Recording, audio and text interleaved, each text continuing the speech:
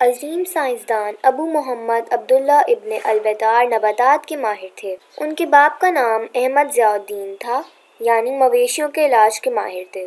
ابو محمد عبداللہ اسی نسبت سے البطار کہلائے اور اسی نام سے تاریخ میں مشہور ہیں۔ باپ چونکہ مویشیوں کا علاج کرتے تھے، لہٰذا بیٹے کو بھی اسی فن میں مہارت حاصل ہونی چاہیے تھی۔ وہ اپنے باپ کو علاج کرتا دیکھتے تو جو دوائیوں کی تجویز کرتے ان کو غور سے سنتے، لیکن بہت جلد انہیں جانوروں کی بیماریوں سے زیادہ پودوں اور جڑی بوٹیوں میں دلچسپی پیدا ہو گئی۔ اس زمانے میں نباتات کے ایک ماہر ابو العباس نباتی تھے۔ ابن البطار نے ان کی رہنمائی میں اشبیلیہ کے آس پاس پودے جمع کرنے شروع کر دیے اور ان پر تحقیق کرنے لگے۔ اس کام کو مکمل کرنے کے بعد وہ ہسپانیہ سے مراکش، الجزائر اور تونس گئے، لیکن جب وہاں انہیں خاص قسم کی جڑی بوٹیاں نہیں ملیں تو انہیں اسی نیل کی وادی کا خیال آیا اور وہ مصر اور سوڈان کے علاقے میں جڑی بوٹیاں تلاش کرتے رہے۔ انہیں وہاں جو جڑی بوٹیاں ملیں ان پر تحقیق کی اور ان کی خصوصیات اور اثرات معلوم کرنے کے لیے تجربے کیے۔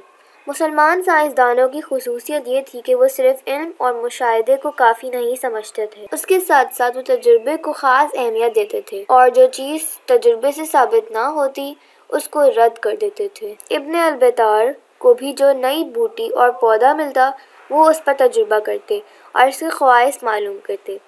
عرصے سے ابن البطار کو ایک ایسی بوٹی کی تلاش تھی جو انسانی لاشوں کو سڑنے اور گلنے سے بچا سکے۔ انہیں وادی نیل میں اس بوٹی کو ملنے کی امید تھی، لیکن یہ انہیں وہاں سے نہ مل سکی، چنانچہ وہ وہاں اپنا کام مکمل کرنے کے بعد قاہرہ چلے گئے۔ مصر کے حاکم المالک نے ابن البطار کی شہرت سنی تھی۔ انہوں نے ابن البطار کی بڑی عزت کی اور ان سے گفتگو کرنے لگے۔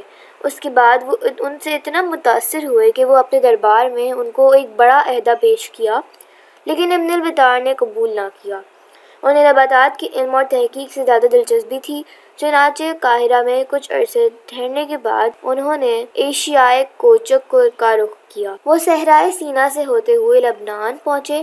وہاں کے پہاڑی علاقوں میں ان کو 300 کے قریب ایسی جڑی بوٹیاں ملی جن کا ذکر کسی کتاب میں نہیں تھا۔ ابن البطار نے بیروت میں رہ کر ان نئی جڑی بوٹیوں پر تجربہ کیا اور ان تجربوں کی روشنی میں ایک کتاب لکھنا شروع کی۔ یہ کتاب نباتات کے علم میں ایک اہم اضافہ تھی۔ انہوں نے نئی جڑی بوٹیوں اور پودوں کی تلاش میں جزیرہ نماء عرب، شام، فلسطین اور عراق کا سفر کیا اور بحیرہ روم کے ساحل پر اگنے والے پودوں کا بھی پوری توجہ اور غور سے مطالعہ کیا۔ اپنے ان طویل تجربوں اور تحقیق کے بعد ابن البطار نے کتاب لکھی جو 16ویں صدی عیسوی تک نباتات کے علم پر سب سے مستند کتاب مانی جاتی تھی۔ یہ در حقیقت پودوں اور جڑی بوٹیوں کی انسائکلوپیڈیا تھی۔ اس میں 400 سے زیادہ دواؤں پر تحقیقی روشنی ڈالی گئی ہے اور 200 سے زیادہ ایسے پودوں کا ذکر ہے جن کا ذکر اس سے پہلے کسی کتاب میں نہیں ملتا۔ اس کتاب میں ابن البطار نے ساری باتیں اپنے مشاہدے اور تجربے کی بنیاد پر لکھی ہیں اور اس کے ساتھ ساتھ ابن سینا اور رازی کے حوالے بھی دیے ہیں۔ جڑی بوٹیوں کی یونانی، عربی، فارسی اور لاطینی ناموں کے علاوہ بربر اور ہسپانوی زبانوں میں بھی نام دیے گئے ہیں، جن سے ظاہر ہوتا ہے کہ ابن البطار کا علم کتنا وسیع تھا۔ جڑی بوٹیوں کی دریافت اور ان کے اثرات اور خصوصیات کے میدان میں ابن البطار کو مسلمان سائنسدانوں میں ایک نہایت اہم مقام حاصل ہے۔ موجودہ زمانے میں جڑی بوٹیوں سے تیار کی جانے والی کوئی دوا ایسی نہیں جس کی تیاری میں ابن البطار کی مشاہدے اور تحقیق سے مدد نہ لی جاتی ہو۔ نباتات پر تحقیق اور تجربے سے نہ صرف دوا سازی کے علم میں اضافہ ہوا بلکہ تہذیب اور تمدن پر بھی